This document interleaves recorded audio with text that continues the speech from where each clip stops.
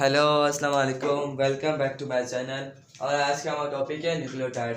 तो first of all हम nucleotide को डिस्कस करेंगे कि उसकी क्या है कंपोजिशन ऑफ न्यूक्लियोटाइड और स्ट्रक्चर ऑफ न्यूक्लियोटाइड। तो फर्स्ट ऑफ ऑल हमारे पास जो न्यूक्लियोटाइड है उसकी डेफिनेशन क्या है हमारे पास। अब न्यूक्लियोटाइड हमारे पास nucleotide is the basic building block of nucleic acid. क्या है हमारे पास जो आपने फॉर एग्जांपल आपके घर में अब देखो हमारे पास ईंटें होती हैं, ठीक है। अब बहुत सारी ईंटें मिलकर क्या बनाती है, एक हाउस बनाती है, एक बिल्डिंग बनाती है, ठीक है।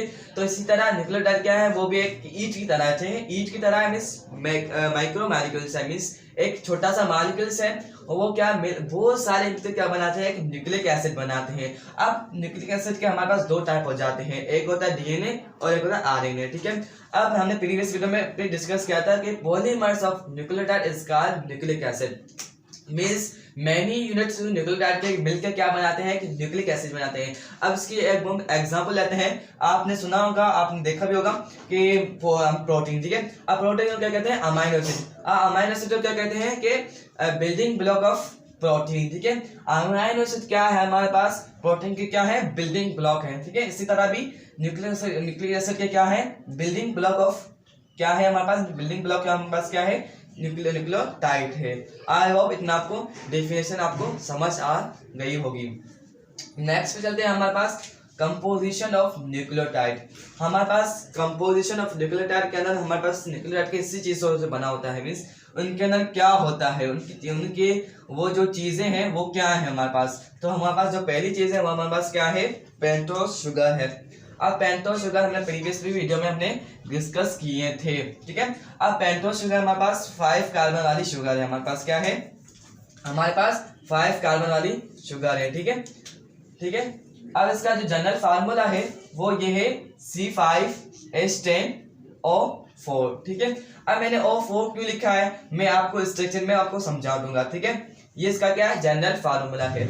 अब नेक्स्ट चलते हैं फॉस्फेट ग्रुप, ठीक है। फॉस्फेट ग्रुप का जो फार्मूला है वो PO4 है, ठीक है, PO4।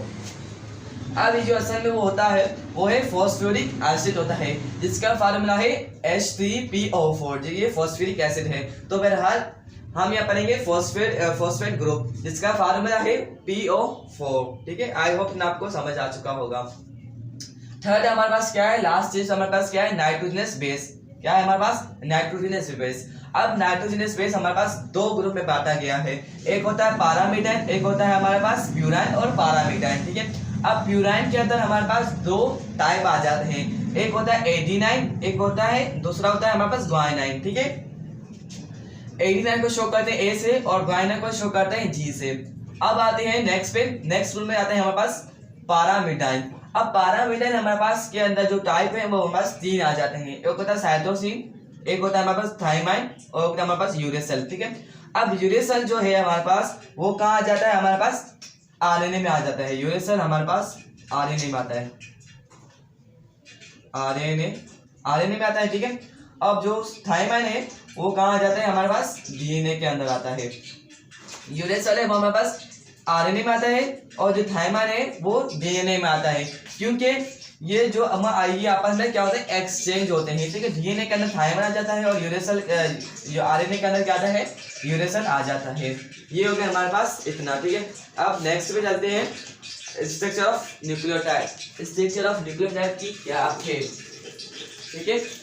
अब स्ट्रक्चर ऑफ न्यूक्लियोटाइड क्या है, अब जो आपने देखा होगा मेरा मतलब 5 कार्बन वाली शुगर हमारे पास क्या है, पेंटोस शुगर, या इसको आप पेंटोस शुगर कहो या इसको आप राइबो शुगर कहो, राइबोस शुगर कहो या पेंटोस शुगर कहो, बात एक ही है, ठीक है। अब क्या होगा हमारे पास फर्स्ट कार्बन में हमारे पास नाइट्रोजनस बेस हमारे पास अटैच होगा, मींस नाइट्रोजनस बेस हमारे पास अटैच होगा। और हमारे पास जो 5 कार्बन है उस पर क्या होगा, फॉस्फेट ग्रुप हमारे पास अटैच होगा, ठीक है, मींस PO4 हमारे पास क्या होगा, ये हमारे पास ये अटैच होगा। हमारे पास 5 कार्बन वाली शुगर है, पेंटोस शुगर कहते हैं इसको, और फर्स्ट कार्बन पर हमारे पास नाइट्रोजनस बेस अटैच होता है और 5 कार्बन के अंदर 5th कार्बन पर हमारे पास अटैच होता है phosphate group attach, means PO4, ठीक है। अब मैंने नाइट्रोजनस बेस के ऊपर मैंने क्या लिखा है, वेरिएबल लिखा है। मींस वेरिएबल मींस ये चेंज होता रहता है, ठीक है। इसी वजह से हमारे पास डीएनए और आरएनए के टाइप हो जाते मींस हमारे पास डीएनए और आरएनए के हमारे पास क्या आ जाते हैं, हमारे पास 4 टाइप आ जाते हैं, ठीक है। इसी वजह से इसकी जो रीजन है वो क्या है, नाइट्रोजन बेस की वजह से। मींस ये वेरिएबल होता है, मींस चेंज होता रहता है। कभी यहाँ पे एडिनाइन आ जाते हैं, कभी ग्वानिन, कभी साइटोसिन, कभी थाइमाइन, कभी ये आ जाते हैं, ठीक है। अब मैंने जो है वो हमारे पास जो डीएनए की जो हमारे पास डीएनए है, जो उसके अंदर जो पेंटोस शुगर आती है वो यहाँ से क्या होता है, वहाँ पे ऑक्सीजन में रिमूव हो जाता है। मीन्स ये जो ऑक्सीजन है 2 कार्बन का जो मैंने OH लिखा है वो यहाँ से क्या होता है, ऑक्सीजन बस रिमूव हो जाता है। इसी वजह से कहते हैं डीऑक्सी राइबोस। ये क्या है, डीऑक्सी राइबोस मीन्स या पेंटोस को या राइबोस शुगर को बात एक ही है, ठीक है। डीऑक्सी राइबोस शुगर, ठीक है। डीऑक्सी राइबोस मीन्स यहाँ पे क्या हो गया, ऑक्सीजन यहाँ से क्या हो गया, रिमूव हो गया, ठीक है। अब ऑक्सीजन आएगा, ऑक्सीजन में सबके तो हमारे पास आ गया ऑक्सीजन, तो हमारे पास क्या हो जाएगा, राइबोस शुगर हो जाएगा। मीन्स क्या, राइबोस शुगर मीन्स हमारे पास ये जो ऑक्सीजन है वो हमारे पास फुल है, ठीक है। मीन्स सही है, यहाँ से कोई भी ऑक्सीजन रिमूव नहीं हुआ। अब यहाँ से जो ऑक्सीजन रिमूव हो जाएगा तो क्या हो जाएगा, डी हो जाएगा, डीऑक्सी। यहाँ से क्या होगा, डीऑक्सीजन मीन्स रिमूव हो गया, इसी वजह से डीऑक्सी राइबोस कहते हैं, ठीक है। इतना आपको समझ आ गया होगा। तभी मैंने यहाँ पे 4 लिखा है, 4 आ जाएगा। मीन्स ये डीएनए में पेंटोस शुगर आती है और आने में आएगी तो यहाँ पे 5 ही आएगा, ठीक है। यहाँ पे आपको ये न्यूक्लियोटाइड के स्ट्रक्चर आपको समझ आ गई, ठीक है।